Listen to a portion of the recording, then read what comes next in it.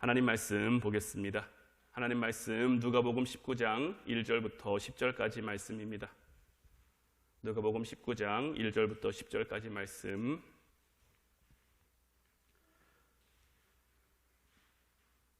제가 봉독하도록 하겠습니다. 예수께서 여리고로 들어가 지나가시더라. 삭개오라 이름하는 자가 있으니 세리장이요 또한 부자라. 그가 예수께서 어떠한 사람인가 하여 보고자 하되 키가 작고 사람이 많아 할 수 없어 앞으로 달려가서 보기 위하여 볼 무화과 나무에 올라가니 이는 예수께서 그리로 지나가시게 되미로라. 예수께서 그곳에 이르러 쳐다보시고 이르시되 삭개오야 속히 내려오라. 내가 오늘 내 집에 유하여야 하겠다 하시니 급히 내려와 즐거워하며 영접하거늘 무사람이 보고 수군거려 이르되 저가 죄인의 집에 유하러 들어갔도다 하더라. 삭개오가 서서 주께 여짜오되 주여 보시옵소서. 내 소유의 절반을 가난한 자들에게 주겠사오며 만일 누구의 것을 속여 빼앗은 일이 있으면 내 갑절이나 갚겠나이다. 예수께서 이르시되 오늘 구원이 이 집에 이르렀으니 이 사람도 아브라함의 자손이미로다. 인자가 온 것은 잃어버린 자를 찾아 구원하려 함이니라. 아멘. 우리가 어제 시간에 하나님 사랑의 터치가 변화의 시작이다라는 말씀 가지고 한 시간을 나눴죠. 예수님께서 삭개오에게 오셨고 삭개오에게 그 사랑의 어루만지심, 상처 많고 컴플렉스 많은 그였지만 주님의 터치가 그에게 임하자 우리가 첫 번째로 살펴봤던 것이 문제의 근본이 무엇인지, 문제의 근원이 무엇인지를 이 삭개오가 깨닫게 된 거예요. 결국 그 문제의 근원은 그에게 주어진 환경도 아니었고요, 그에게 주어진 상황도 아니었고요, 그 스스로가 문제였던 거예요. 그가 그것을 바라보는 그 눈이 달라지니까 모든 것이 다시 회복되고 새로워질 수 있는 거예요. 오늘은 이어서 이제 두 번째로 이 삭개오가 예수님을 만난 이후에 무엇이 달라졌느냐? 가치관이 새로워졌다라는 거예요. 삭개오는 예수님을 만난 후에 가치관이 변화하기 시작합니다. 그는 지금까지 잘못된 가치관을 가지고 살아왔어요. 그는 물질을 얻는데 그 삶의 모든 최우선순위를 두고 살아왔단 말이죠. 부만 쌓을 수 있으면, 돈만 많이 벌 수 있으면 다른 사람과의 관계가 깨어지는 것은 조금도 신경 쓰지 않았어요. 다른 사람과 관계가 틀어지는 것 별거 아니라고 생각했어요. 그랬던 그가 예수님의 터치를 경험하자마자 그것이 잘못된 가치관이라는 것을 깨닫게 된 거죠. 성경을 보면 이런 사례가 참 많습니다. 사도 바울 역시 예수님을 만나고 그 가치관이 송두리째 변하는 경험을 했죠. 빌립보서 3장을 보면 사도 바울이 자기에 대해 고백을 합니다. 무엇을 고백하냐면 빌립보서 3장 4절로 6절 말씀에 그러나 나도 육체를 신뢰할 만하며 만일 누구든지 다른 이가 육체를 신뢰할 것이 있는 줄로 생각하면 나는 더욱 그러하리니 나는 8일 만에 할례를 받고 이스라엘 족속이요 베냐민 지파요 히브리인 중에 히브리인이요 율법으로는 바리새인이요 열심으로는 교회를 박해하고 율법의 의로는 흠이 없는 자라. 사도 바울 정말 대단한 사람이었습니다. 엄청난 학벌을 가지고 있었고요, 엄청난 가문에서 태어났어요. 그리고 무엇보다 율법으로 흠이 없는 사람이었다. 이게 굉장히 대단하고 중요한 것. 이 사도 바울은 누구에게도 뒤지지 않는다는 그 자부심으로 똘똘 뭉친 사람이었어요. 자기 생각, 자기 신념, 그 확고함 속에 자기 생각과 다른 사람을 용납하지 못하는 사람이 이 사도 바울이에요. 그러니까 누가 교회를 박해하라고 시켰습니까? 누가 교회를 박해하라고 돈을 줬습니까? 뭘 했습니까? 그런 거 전혀 없는데도 자기의 생각으로 자기의 관점으로 예수님 믿는 사람들은 다 하나님을 모독하는 사람이고 잘못된 신앙을 가지고 있는 사람이고, 그러니까 그들을 박해하는 게 맞다라는 잘못된 가치관을 가지고 있었던 사람이죠. 그랬던 그가 빌립보서 3장 7절로 9절 바로 이어서 고백하는데 그러나 무엇이든지 내게 유익하던 것을 내가 그리스도를 위하여 다 해로 여길 뿐더러 또한 모든 것을 해로 여김은 내 주 그리스도 예수를 아는 지식이 가장 고상하기 때문이라. 내가 그를 위하여 모든 것을 잃어버리고 배설물로 여김은 그리스도를 얻고 그 안에서 발견되려 함이니 내가 가진 의는 율법에서 난 것이 아니요 오직 그리스도를 믿음으로 말미암은 것이니 곧 믿음은 하나님께로부터 난 의라라고 고백하고 있는 거죠. 그가 다메섹 도상에서 예수님을 만나고 자기가 가지고 있던 그 가치관이 송두리째 바뀌는 사건을 경험하게 된 거예요. 그의 가치관이 어느 정도 바뀌었습니까? 이전에 자기의 자부심이었던 것들, 자기의 소중한 것이었던 것들을 이제는 다 배설물처럼 여기게 된 거죠. 여러분들이 예수님 믿어서 좋은 것이 무엇입니까? 저는 태어날 때부터 모태신앙이어서 예수님 믿기 전 이런 거를 좀 말하기는 좀 뭐합니다만은 그래도 저는 저 스스로 어떤 게 있냐면 내가 정말 제대로 예수님을 믿기 시작한 이후와 이전을 좀 보면 그 이전에는 참 세상 거 많이 좋아했거든요. 그래서 그런 것 때문에 그냥 띠그러져 밖으로 나간 적도 있고요. 밖에서 나 하고 싶은 거 그런 거 하면서 살다가도 결국 주님 찾아오셔서 제 생각을 바꿔주시고 제 가치관을 무너뜨리시니까 저도 여기에 이렇게 서 있게 된 거잖아요. 여러분들이 정말 내가 예수님 믿어서 예수님 믿음으로 나는 무엇이 좋지? 예수님이 정말 내 삶 가운데 얼만큼 좋지? 이런 부분에 대한 질문을 스스로 던져보시고 스스로 달파하는 것도 내 믿음과 내 신앙을 어떤 기준하는데 굉장히 중요한 잣대가 될 수 있어요. 우리 기독교는 눈에 보이는 현실 세계만을 추구하는 종교가 아니죠. 예수 그리스도를 우리가 영접하면 우리 내면의 질서가 회복되기 시작하는 거예요. 저도 예수님을 제대로 믿기 전에는 저도 여러분들에게 몇 번이나 고백했습니다마는 저는 다른 건 안 믿어도 천국과 지옥은 믿었다고 말씀드렸었잖아요. 그 지옥이라는 것이 주는 막연한 두려움이 제 안에 있었거든요. 정말 지옥 가기 싫은 그 마음이 주는 두려움이 늘 제 안에 돈을 잘 벌어도 그 돈으로 잘 쓰고 잘 먹고 잘 살아도 그런 거에 대한 막연한 두려움이 있었는데 주님을 만난 이후로는 주님을 제대로 믿기 시작한 이후로는 그에 대한 두려움 그런 것들은 제 안에서 이제 찾아볼 수가 없어요. 이제 저는 언제 어떤 때 저에게 하나님이 부르신다고 하더라도 나는 천국 갈 거야. 하나님 나라 갈 거야. 더 이상 지옥은 나랑 상관없는 곳이야. 라는 그 확신이 제 안에 생기게 된 거죠. 예수님을 믿음으로 우리에게 가장 좋은 건 뭐냐면 우리 내면 세계의 질서가 회복되기 시작하는 거예요. 이 세상은 우리에게 막연한 두려움을 줍니다. 왜냐하면 사람이 하는 것은 온전한 게 하나도 없어요. 과학기술은 계속 발달해 갑니다. 기술은 점점 좋아지고 여러 가지 산업은 발달해 갔는데 무엇 하나 완전하다라고 말할 수 있는 것은 하나도 없어요. 뭐가 잘 되는 것 같으면 이 잘된 거에 반하는 부작용들이 꼭 생기게 마련이에요. 기술이 발달해도 그 기술이 발달한 이면의 부작용들이 늘 우리 사회 가운데 주어지거든요. 그러한 것들이 누군가에게는 상처가 되고 누군가에게는 아픔이 되고 또 컴플렉스가 되기도 하고 그래서 늘 우리 마음에 공허함과 허전함과 외로움과 슬픔과 아픔 이런 것들이 있을 수밖에 없는 거죠. 근데 이런 것들이 예수 그리스도를 만남으로 주님의 터치가 우리에게 임하면 우리 마음의 질서가 다시 회복돼서 제자리를 찾아가게 되는 거예요. 이와 같은 내면 세계의 변화를 경험한 사람은 더 이상 자기를 괴롭히는 문제가 별거 아니구나. 어제도 말씀드렸습니다마는 문제가 나한테 문제지 하나님께 문제겠습니까? 이 아픔이 나에게 지금 아픔이지 하나님께 아픔이겠습니까? 이미 하나님께서는 시작도 정해놓으셨고 끝도 정해놓으셨어요. 우리가 그 과정을 하나님의 뜻대로 하나님의 말씀대로 채워가면 되는 거예요. 그러니까 그 안을 채워만 가면 되니까 나를 지금 괴롭히고 있는 문제들도 별것 아니다라는 생각을 깨닫게 되는 것이고 그러다 보니 삶의 가치관이 변하고 삶의 가치관이 변하니까 삶의 방향이 변하게 될 수밖에 없는 거예요.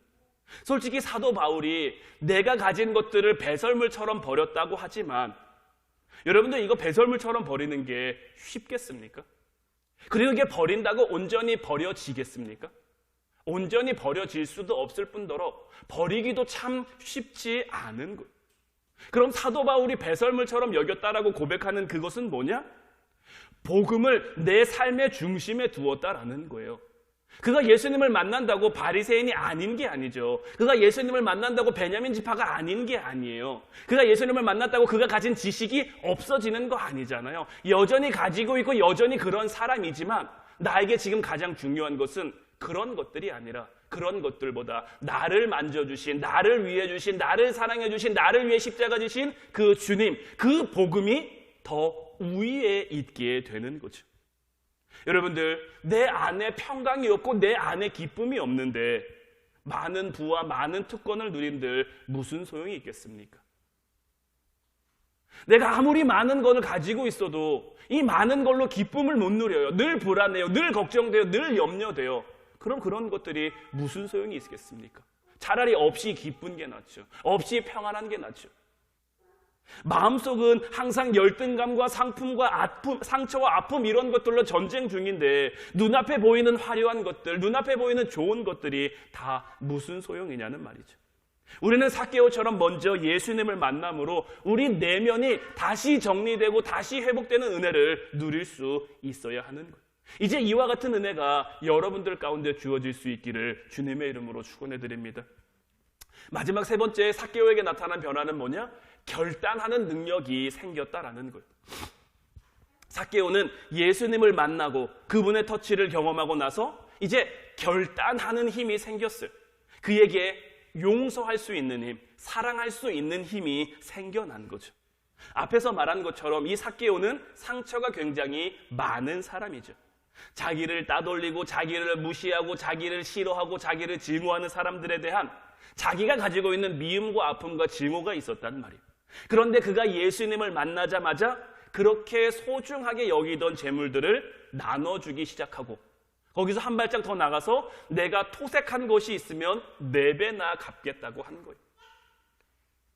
그가 세리장이 되고 나서 토색한 게 얼마나 많겠습니까? 남의 것을 빼앗은 게 얼마나 많겠습니까? 성서학자들은 이 삭개오가 말한 대로 다 지키면 그가 가지고 있는 전 재산뿐만 아니라 그 후로도 더 많은 것을 갚아야 될 정도로 이게 많은 금액이다라고 이야기를 하더라고요. 남녀가 사랑해서 결혼을 할 때 결혼식에서 결혼 서약이라는 걸 합니다. 성경책에 손을 얹고 남편은 아내를, 아내는 남편을 검은 무리가 팥불이 될 때까지 사랑하겠노라고 서약을 하는데 그렇게 진실하게 결혼 서약을 하고도 얼마 가지 못해서 갈라지는 부부들이 굉장히 많죠. 왜 헤어지는 걸까요? 왜 갈라지는 걸까요? 결혼할 때 그 서약한 것이 거짓 맹세였기 때문일까요? 거짓말한 거기 때문일까요? 아닐 거예요. 결혼하는 그 순간만큼은 누구보다 진심이고 누구보다 진실일 거예요. 다만 우리에게는 그걸 지킬 만한 힘이 없는 거예요. 이게 우리 인간이 가진 한계예요. 가정 안에서 남자와 여자가 만나가지고 서로 가정을 이루고 부부로 이루어 살아간다는 게 서로 다른 삶을 살아오던 사람들이 만났으니 부딪히는 게 얼마나 많겠습니까? 다른 게 얼마나 많겠습니까? 이 다른 걸 인정하고 그 다름을 이제 배려하고 같이 맞춰가는 그 과정이 있어야 되는데 그 과정 속에 서로가 가진 아픔도 있을 것이고 상처가 있을 것이고 이런 것들을 통해서 이제 결단하는 능력이 생겨서 용서도 해야 되는데 이해도 해야 되는데 사랑도 해야 되는데 그것을 우리가 지켜갈 만한 우리 스스로 그것을 지켜갈 만한 힘이 없는 거예요. 내가 아무리 하려고 해도 뭐 어느 정도는 내 힘으로 할 수도 있겠죠. 근데 하다 보면 지치는 것은 우리 인간이기 때문인 거예요. 삭개오라고 그동안 자기를 지독하게 괴롭혀왔던 그러한 상처들, 아픔들 이러한 것들을 청산하고 싶지 않았겠습니까? 다른 사람들과 잘 지내보고자 하는 마음 그에게 없었겠습니까? 자기 문제가 뭔지 정말 하나도 요만큼도 모르고 살았을까요? 삭개오가? 그렇지는 않을 거예요. 알았을 거예요. 근데 알아도 그에게는 그것을 청산할 만한 힘이 없었던 거예요. 자기를 조롱하고 비웃고 따돌리는 사람들을 품고 용서할 그 능력과 힘이 그에게는 없었던 거예요. 근데 예수님을 만나니까 정말 예수님으로 인한 그 사랑의 터치가 그에게 주어지니까 그 내면 세계의 질서가 회복되면서 용서할 힘도 사랑할 힘도 결단한 힘도 그에게 생겨가는 거죠. 우리에게도 이와 같은 결단할 수 있는 힘이 회복되어져야 하는 거예요. 용서할 수 있는 힘, 사랑할 수 있는 힘, 내가 약속한 것, 내가 서약한 것, 내가 하나님 앞에 약속한 것, 하나님이 나에게 주신 것들을 내가 행할 수 있는 그 힘이 우리 안에 있어야 하는 것. 그러기 위해서 먼저 우리는 예수님 사랑의 터치를 경험해야만 하는 거예요. 우리의 인생은 위기가 전혀 없는 인생, 아니면 날마다 위기인 인생, 이렇게 둘로 갈리는 것이 아니죠. 어제도 말씀드렸습니다마는 모든 인생에게는 다 위기가 있어요. 삶의 무게와 고통은 모든 인생에게 다 드리워지게 마련이에요. 그런데 그럴 때 보호자가 있는, 아픔을 호소할 수 있는, 나 힘들어요, 나 아파요, 나 어려워요, 이렇게 호소할 보호자가 있는 인생과 어떤 보호자도 없는, 혼자 오롯이 그것을 감내해야 하는 그러한 인생으로는 나뉠 수가 있는 거죠. 지금 우리는 어떤 삶을 살아가고 있습니까? 시편 91편 1절로 3절 말씀을 보면, 지존자의 은밀한 곳에 거주하며 전능자의 그늘 아래에 사는 자여, 나는 여호와를 향하여 말하기를 그는 나의 피난처요 나의 요새요 내가 의뢰하는 하나님이라 하리니, 이는 그가 너를 새 사냥꾼의 올무에서와 심한 전염병에서 건지실 것임이니라. 이 시편 기자의 고백처럼 우리 인생에 어떤 위기가 찾아올 때, 어려움이 찾아올 때, 아픔이 찾아올 때 하나님이 나의 피난처이십니다, 하나님이 나의 요새이십니다, 내가 정말 하나님을 의뢰합니다 라고 고백할 수 있는 그런 인생과 의지할 것 없는 그런 인생으로 나뉘어진다라는 거죠. 우리가 하나님을 의뢰할 수 있으면, 하나님을 정말 나의 피난처, 나의 요새로 삼고 우리가 살아가면 하나님이 우리를 건지시는데, 하나님이 우리를 구원하시는데, 하나님이 우리를 도우시는데, 그렇지 못한 인생들은 어떻냐? 시편 91편 4절로 6절 말씀 이어서 보면, 그가 너를 그의 깃으로 덮으시리니 내가 그의 날개 아래에 피하리로다. 그의 진실함은 방패와 손방패가 되시나니 너는 밤에 찾아오는 공포와 낮에 날아드는 화살과 어두울 때 퍼지는 전염병과 밝을 때 닥쳐오는 재앙을 두려워하지 아니하리로다. 밤에 찾아오는 공포, 낮에 날아드는 화살, 이 시대를 살아가는 우리에게도 정말 와닿는 표현이 아닌가 싶어요. 밤마다 이유를 알 수 없는 두려움에 시달리기도 하고, 낮에는 숱한 위기의 상황들이 불신의 관계 속에서 우리에게 주어지기도 하고, 그래서 끝없이 조심하고 끝없이 경계해야 하는 것이 바로 오늘날을 살아가는 현대인의 자화상이다라고 할 수 있는 거죠. 그러나 그 가운데서도 하나님의 보호를 받는 우리는 하나님의 날개 아래 우리의 몸을 피하고 닥쳐오는 재앙을 두려워하지 않아도 된다라는 거죠. 우리가 세상을 살아가지만, 세상 사람들과 똑같은 모습으로 살아가지만 더 이상 두려워하지 않는 삶을 우리가 살아갈 수 있게 된 거죠. 우리 주님께서는 분명히 말씀하시는 거예요. 오늘 본문 10절 말씀을 보면, 인자가 온 것은 잃어버린 자를 찾아 구원하려 함이니라. 예수님은 삭개오의 만남을 이렇게 정리하셨어요. 우리는 우리의 제자리로 돌아갈 수 있어야 하는 거예요. 우리의 제자리는 어디입니까? 하나님이 우리를 창조하신, 하나님이 우리를 이 땅 가운데 보내신 그 목적에 맞는 자리로 우리가 돌아갈 수 있어야 하는 거죠.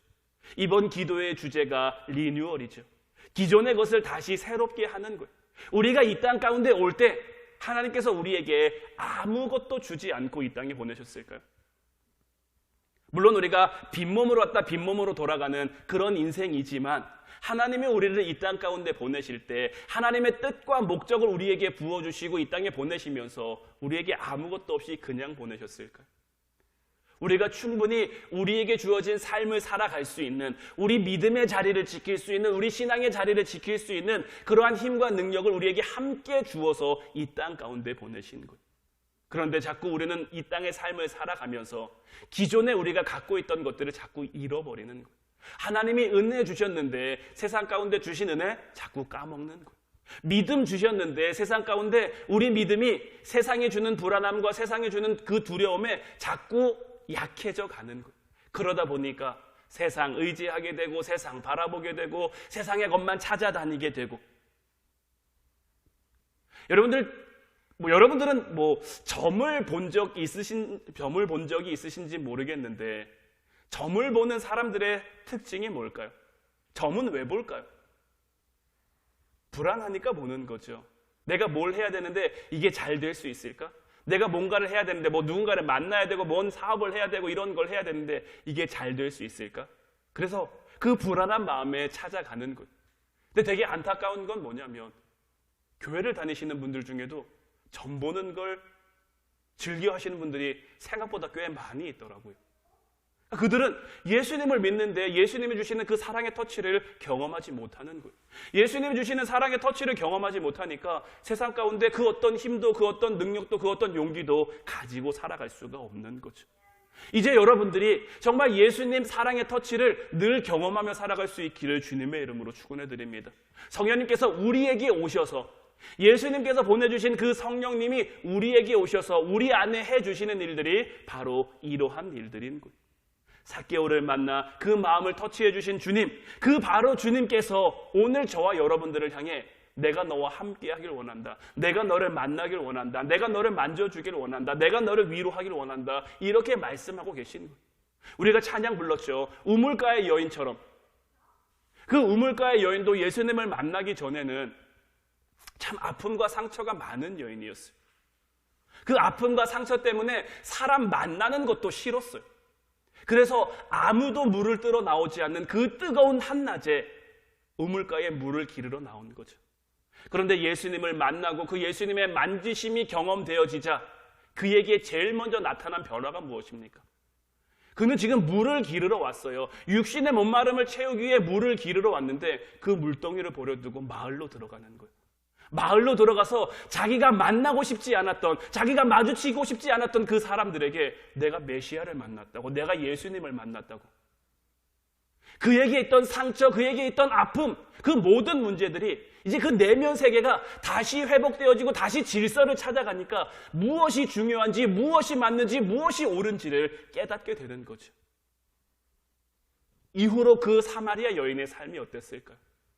여전히 불안하고 여전히 두렵고 여전히 우울한 삶이었을까요? 저는 그런 삶을 살지 않았을 거라고 생각을 해요. 그는 이제 누구보다 기쁜 삶, 누구보다 평안한 삶, 사람들 만나서 주님 전하고 주님 찬양하고 주님과 함께하는 그러한 삶을 살아가면서 늘 주님의 은혜를, 정말 주님께서 생수로 주셨던 그 말씀을 간직하는 삶을 살며 기쁜 삶을 살아갔겠죠. 끊임없이 불안을 말할 수 없는 그 아픔으로 가득한 이 세상 가운데 정말 참된 평안이 저와 여러분들 가운데 주어지기를 주님의 이름으로 축원해 드립니다. 오늘 주님 저희들에게 오셔서 바로 이러한 일 해주시는 거예요.